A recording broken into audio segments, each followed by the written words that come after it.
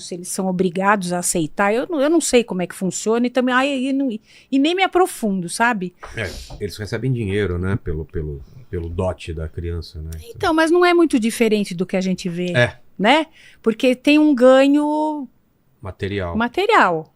tem, ou de proteção, ou de Ou validação. simplesmente de não ter aquela despesa mais em casa. Sim. Também. Né? Entende? Porque o que a gente vê, por exemplo, uma menina que casa aos 18 anos, não é uma coisa fácil de a gente ver, não é? Aos 18 anos você está pensando em faculdade, você está estudando, né? Então, o que acontece para uma...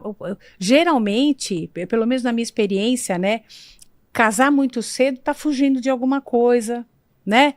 No ambiente familiar, às vezes, não é muito legal, então a pessoa vai buscar fora uma independência ou tem um relacionamento muito ruim na família, tem muito violência doméstica. Isso a gente costuma ver em todas as classes sociais, mas a gente vê mais nas classes menos favorecidas, infelizmente. Então, realmente, precisa haver tantas mudanças e que o Estado tem que ajudar, sabe? Tem que haver realmente políticas para ajudarem a não se perpetuar esse modelo, sabe, de jogar as crianças na rua para ir à luta, porque não tem como sobreviver, são muitos filhos, tem que ter um controle maior, tem que ter tanta mudança para isso melhorar. Concordo. Ô, Vilela, posso fazer uma pergunta? Desculpa, perdão. Claro. Pode pegar para a doutora Anaí? Desculpa, Salada. Imagina. Pensando em 2026, eu sempre lembro de Pocahontas. Pocahontas era uma indígena de possivelmente 14 ou 13 anos, foi dada a um capitão inglês, comandante de um navio, né? Depois foi levada para Londres, né? Mas assim, a Disney colocou isso uma coisa muito fofinha e bonita. Mas Pocahontas é uma história já com mais de 2 décadas. Hoje nós faríamos uma Pocahontas porque nós temos certeza que ela foi vítima de uma ação ela foi vítima de um pedófilo, de um capitão de navio. Ela foi ofertada para fins sexuais, possivelmente, certamente, sim, né, para casamento, né? E é a evolução da cultura. Nós estamos falando aí de uma ONU, eu não sabia da informação da doutora Luana, mas a ONU coloca 18 anos, eu nem sabia disso. Mas Pocahontas é um caso que a gente pode debater com mais maturidade hoje? Eu quero até Talvez. acrescentar, inclusive, o Pimentel, que o direito brasileiro chama essa síndrome de síndrome Romeu e Julieta. Aí. É mesmo? Ah, é? Exatamente, porque Julieta tinha 12 anos, né? Não sabia. Não sabia dessa também. Caramba, 12 sim. anos. Chama exceção Romeu e Julieta, que foi o nome técnico jurídico que o STJ utilizou nos distinguish para afastar o crime de estupro nesses casos. Nunca mais vou ver Romeu e Julieta com os mesmos olhos, viu? Puxa vida, tu acabou de me dar. Mas você vê como tudo é romantizado? Aí que é o problema, aí que tá o negócio. Fica bonito, né? É uma coisa que acaba ficando bonitinha, é romântica, aquele amor, aquela coisa maravilhosa. Tá muito complicado, eu acho que a gente tá vendo coisas assim. Eu tô vendo coisas, Vilela, que eu achei que eu nunca fosse ver na minha vida. Sabia? Eu sou de outra geração, também sou de Peixes, viu, Pimentel? Dia 11 eu completo 67 anos. Então, eu já tô, né, numa idade em que na minha época, quando eu era novinha, né, as coisas eram diferentes. Todo mundo me fala, você tá vendo a violência cresceu, as coisas pioraram ou é porque agora tudo a gente sabe mais, tem mais informação? Eu acho que é um pouco de tudo. Né? Mas as coisas que eu tenho visto hoje em dia, que eu tenho sabido, que eu tenho atendido, eu não me lembro de ser assim, tanto assim, não lembro. É que os meios de comunicação, a gente tem informação de tudo ao mesmo tempo. Coisa que eu fiz 65, entende? Então, na nossa época... Você me respeite, hein, que eu sou mais velha. Não existia esse tipo de informação. Simplesmente não existia. Há muitos anos atrás, tá, mesmo quando eu entrei na carreira, a polícia era um clube do Bolinha. Então, 99,9% eram homens e só se conversavam entre policiais. aquele assunto não era debatido com outras pessoas fora do meio. Então ficava tudo restrito dentro do meio policial. Hoje, não. Então hoje, vamos dizer, acontece um crime, alguns absurdos, em questão de minutos, caiu na rede, o mundo inteiro está sabendo. Sim. Então é uma quantidade de informação muito grande. Então isso é um ponto. É claro que, paralelamente a isso, a gente tem ao crescimento da população, a perda eu acredito, né, da perda muito da moralidade como um todo. Um afrouxamento, dos valores. Eu digo quase que perda, porque afrouxou tanto que tem muita gente que nem sabe o que é isso. Né? Então, se perdeu dentro da história. E as pessoas, no nosso tempo, o pai trabalhava, a mãe cuidava das crias, né? Então, a mãe estava em casa. Hoje em dia, o pai trabalha, a maioria, né? O pai trabalha numa área, a mãe trabalha em outra. O cuidar das crias fica por uma terceira pessoa, que sabe, sei lá, o que ensina, o que educa.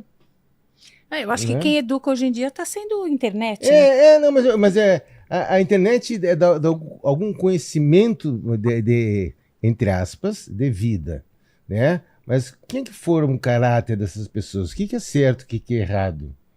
Né? Que antigamente era a mãe. Olha, isso não pode, por isso. Isso não, pode. Antigamente, quando você fazia uma coisa errada, você recebia um corretivo. Sim. Hoje é um diagnóstico. Ou é TDAH, ou é isso, ou é aquilo. Então fica complicado. Né? Isso é uma coisa que é muito curiosa, porque a cada dia que passa, tá, a gente conversa com pessoas da área, surge um transtorno novo. Né? No meu tempo, o cara era o mal educado, apanhava e botava na linha. Não, hoje tem o TDAH, tem não sei o quê. A quantidade de pessoas atípicas, né, que eu acho um termo feio, né, para se usar, que são os autistas. Eu particularmente discordo desse termo, né, pessoas atípicas, tá? Mas tá cheio. No meu tempo não tinha. Não tinha pessoa típica. É que hoje em dia se dá nome para aquilo que sempre existiu, mas também precisa tomar cuidado com os diagnósticos, mas a quantidade, pelo menos que era diagnosticada, ou que a gente tinha conhecimento, era uma quantidade muito pequena. Hoje, está praticamente normal. Sim. Tá? E tem o... Mas eu concordo, Salada, que hoje em dia se sabe mais, se tem mais... Né, divulgação das coisas, mas também, junto com isso, veio uma maior exposição de tudo, que coisa que nós não tínhamos antigamente, não é? Então, a gente já tem uma sociedade machista, né, onde o homem, a mulher está muito objetificada, ou não? E eu vou até assustar vocês aqui um pouquinho, né? Que quando a gente fala de abuso infantil, eu pergunto para os três aqui: vocês acham que esses dados são reais? Não. Ou há uma subnotificação absurda? Subnotificação total. Total. Né? Então, assim, a gente fica assustado com os números, mas o Centro de Pesquisa, o Childhood Brasil, ele presume que os casos de denúncia de abuso infantil no Brasil hoje equivalem a 10% dos reais. Sim. 10% dos reais. Tem muito silêncio, né, Luana? Tem muito silêncio em torno da situação. Claro, as crianças são silenciadas, as meninas, como a doutora falou, não é nem que não há denúncia, é que a criança não sabe que aquilo é errado. Ela não tem nem noção que o que ela está passando é algo que não deveria estar acontecendo. E aí principalmente quando vem da família, que é são pessoas em que ela confia. Por isso que no protocolo, na reunião de Estocolmo, né, se levantou que 82% das mulheres vítimas de abuso sexual, essas mulheres só vão se dar conta disso depois de um prazo alongado de quando aconteceu. E normalmente nós não queremos denunciar mais, não queremos passar por isso. E falo mais, a gente está falando de meninas. Imagine quando a gente fala passa a dizer de meninos, a quantidade de subnotificação que a gente vai ter, de quantos casos aí são colocados por debaixo dos tapetes, dos panos, porque é um tabu sexual Porque ainda tem a vergonha, exatamente. E olha, eu vou falar uma coisa, Luana, eu atendo muita mulher em situação de violência doméstica, relacionamentos abusivos, e muitas chegam para mim e falam assim, eu não sabia que eu vivia um relacionamento abusivo. Você imagina, uma mulher adulta. Você imagina uma criança que sofre um abuso por parte... Porque tudo bem, ela pode sofrer de gente estranha, mas geralmente é de dentro de casa. Em torno de 70% do primeiro abuso, tá? Ou é por parente ou por uma pessoa próxima da família. Que ela confia. Né? É aquele vizinho que frequenta a casa, né? Aquele parente que vai na casa da criança. É o parente, é o avô, o padrasto, o primo, é alguém da família. E quantos casos eu atendi de meninas e meninos que sofreram abuso, né, do pai. Quando ela chega e reclama com a mãe não acredita. Sim. Fala, você está querendo me separar do seu pai, você tem inveja de mim. Se é do padrasto, fala, você está querendo o meu macho. Gente, pelo amor de Deus. Quanto que eu já ouvi isso? Eu já ouvi isso várias vezes. Me perdoa, essa é a rotina, viu? Da Rádio Patrulha em periferia, o que a gente mais escutava após o acionamento é justamente isso. A mãe defendendo o padrasto. É uma situação bem vergonhosa. Olha, eu preciso me ausentar, que eu tô com minha esposa aqui pra gente jantar no 55 anos. Parabéns pra você. Vá mesmo. Parabéns. Vai lá. É um prazer conhecê-la a todos, tá? Já sou fã de vocês aí, então é um prazer conhecê-los. Vilela, muito obrigado pela oportunidade. Doutora Luana, obrigado. Obrigada. Obrigado, doutora Anaí, obrigado, hein? Imagina, Obrigado. tudo de bom. Vai lá se Felicidade. divertir, se puder, guarda uma sobremesa pra mim quando estiver no Rio, eu como. Isso aí. Você é comigo. Um abraço. Tudo de Tchau, bom. tchau. Mais. Tchau, Valeu, tchau. valeu. E Vamos essa lá. realidade, ela é absurda, viu? Inclusive, em âmbito de experiência policial, eu já contei vários casos. Nos casos que eu lidei com abuso infantil, em que a criança, ela acha que aquele abuso que ela está vivendo é um gesto de amor.